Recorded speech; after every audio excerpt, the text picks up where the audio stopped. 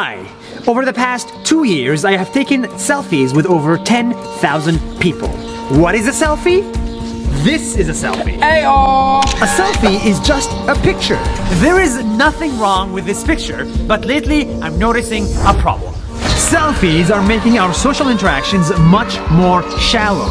We care less about that person and more about having that picture on our phone. So many people come up to me without even knowing my name and what I do, and all they want is a selfie.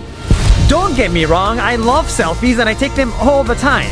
But when we care more about the picture than the person, when instead of saying, Hi, how are you? we say, Selfie, please?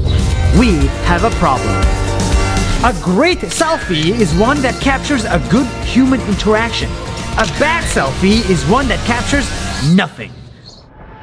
That's 1 minute. See you tomorrow.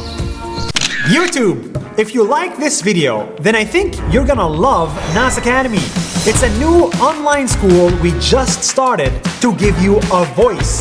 Yes, making videos has given me a voice. And with this voice, you can reach millions of people on the internet.